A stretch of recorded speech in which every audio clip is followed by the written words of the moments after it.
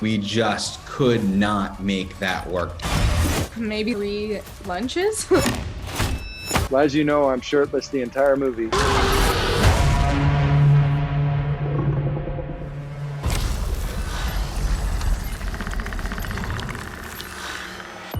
让人类闻风丧胆的终极战士 Predator 回来了。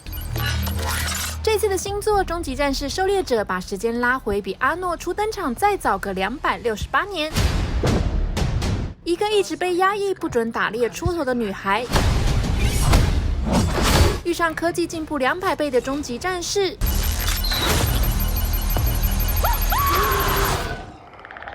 哎，光是这个声音就好怀念呐，不是，是好害怕。How was it for you to see the Predator on set for the very first time?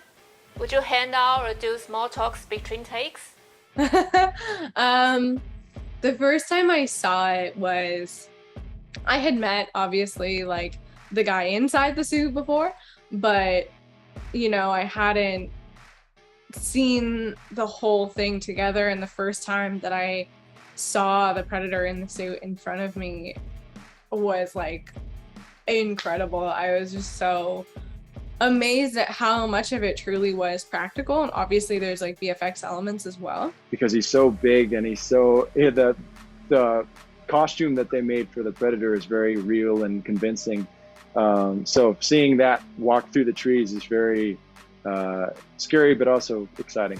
Just seeing the monster and all of the colors and the face and the teeth and everything, like it kind of had, I had this like primal reaction to it, and I was like, I think the first thing I said was like, I can take it, which then I was like, what are you saying? Like, no, you can't. But I guess, you know, that's what the movie is about. It's kind of difficult to picture that. Yeah, yes, they would take his head off sometimes, his helmet, so he could get some air. And so we would sit there and chat, but then they'd put it back on, and he was always, you know, it was hot inside of there. So it was always fun to see it come off and see what he had to say. When the Predator shows up in the movie, fans would notice immediately it looks different. It's the smallest, slimmest of the Predators. What details do you pay attention to the most when redesigning?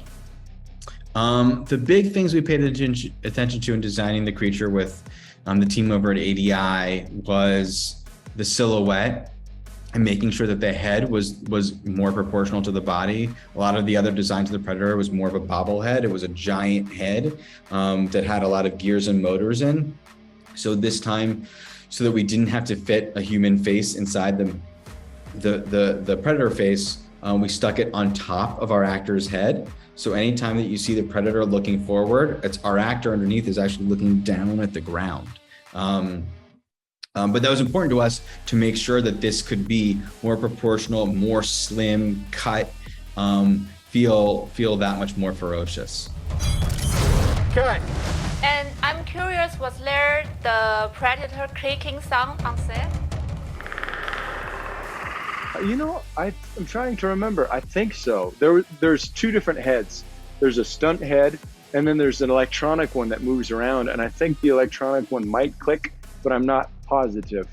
But it's very cool looking. His mandibles move, and it's very cool. Did they allow you to put it on? Oh, can I put it on? Yes. Unfortunately, they didn't let me put on the head, but that would have been cool. Action! 爆边很喜欢这部片的一点是导演整部片都坚持实景拍摄，对终极系列的粉丝来说，大量的血浆喷飞绝对很满足；而对一般影迷，就像爆边来说，能不一定要补齐前面，无缝接轨也能乐在其中。而且从头到尾的紧张动作场面，真的让边一直呐喊：要是在大荧幕看有多爽 There are tons of intense action scenes. Which one was the most difficult to shoot? I think the most difficult action scene to shoot was probably the sequence in the burnt glade where the Predator is facing off against all the French fur trappers. It was very windy, and we needed the whole iconography of the scene. The aesthetic of the scene was that it was covered in smoke and ash. And we just could not make that work. Day 1 of shooting, it just was not working. And I was ready to give up. And we broke for lunch, and I said, we needed to rewrite this scene. It's got to take place at night. This isn't working. And our line producer pulled me aside and said, when we get back out there after lunch, we just need to get one shot at a time. And we did. We got it one shot at a time. And I'm so glad we stuck to it. I think it's a great looking sequence, and it was a real life lesson. 对首次在电影里独挑大梁的女主角安博米桑德大荧幕初登场演哥哥的达科塔比佛来说，从特训到疫情下关在加拿大森林5个月拍片，这体验真的只能说超级难忘。You really killed it in this movie. A lot of stunts, slides, running on the mountain in the water. And from a stunt performer family like you, which scene was the most difficult for you, or everything was like working apart for you? It was all. Each stunt sequence or physical activity I find was challenging in its own way because they were all so different. You know, like there was the river sequence, there was the mud pit, there was the fight. Even the fights were different. You know, the trapper fight was very different than the wasabi fight was very different than the end sequence fight. So all of those were challenging in their own way, but also I love doing stunts, so great time. How about the fight scene in one take? Really awesome. Did that take the most days to shoot or prepare? Actually, that fight I learned over maybe the course of 3 lunches, while we were shooting, because at some point we didn't have, we had a 4-week training camp, but that only covers so much, and we shot for 5 months. So you only have so much time to put stuff together, and so at some point I had to start shooting, so I didn't have time to rehearse anymore, so they would just come find me and pull me whenever they possibly could. And I learned that fight sequence literally over the course of maybe 3 or 4 lunches. That's really awesome. Amber said she learned the move over just 3 lunches.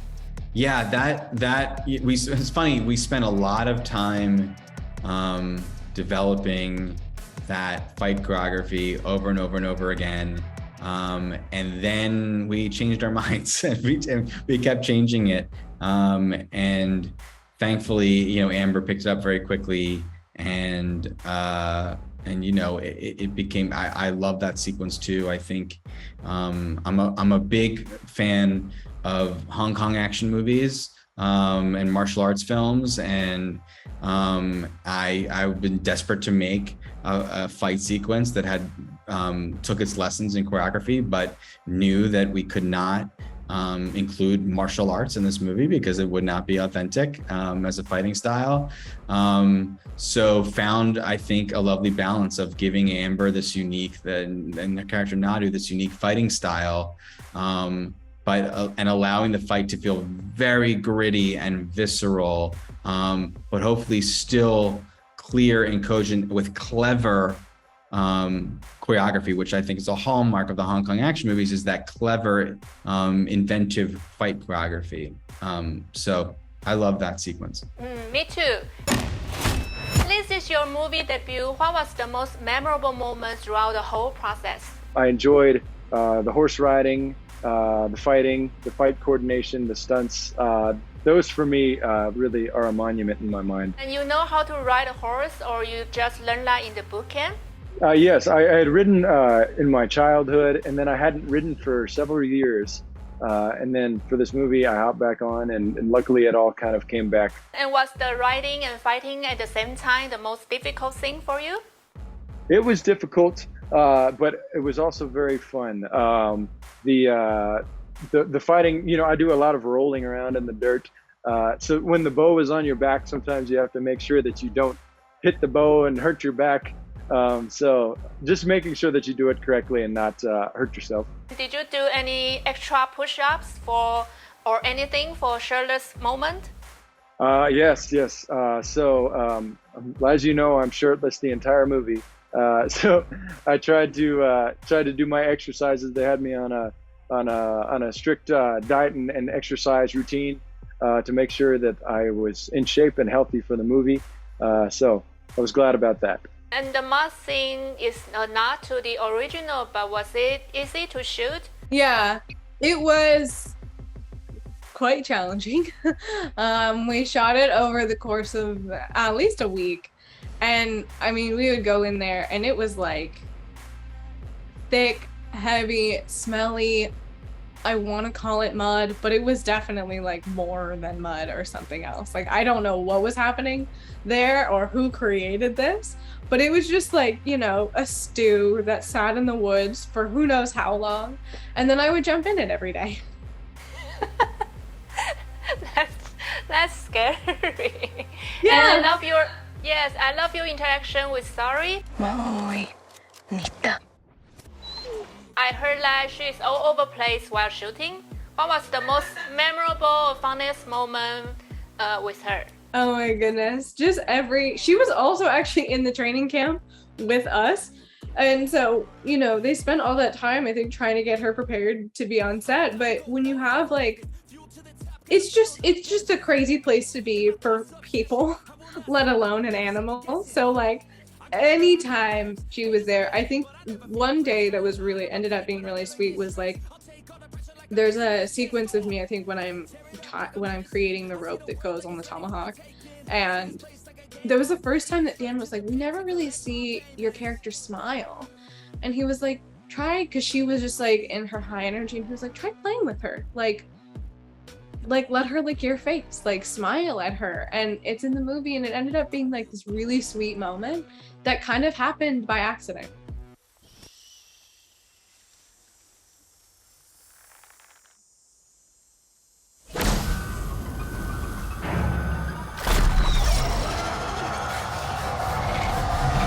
Hello, Taiwan, and you should see Prey because it is an exhilarating adventure movie that's terrifying and filled with heart. Hello, Taiwan. You need to see Prey. It's going to be magnificent. It has native culture in it, native language, and most of all, it's the Predator. Predator's back. Hello to Taiwan. I just wanted to say I'm so excited that you guys are getting to see the movie out there, and I would love to visit someday. If you're a Predator fan or if you're not a Predator fan, watch the movie, and I think you'll be pleasantly surprised. It's very exciting. Hope to see you all in person one day. Hi, Taiwan. Please watch Prey. I'm extremely proud of it. I think it's fun and exciting as an action movie, and also means a lot in terms of representation. So I'm excited for you to see it. I think you're ready.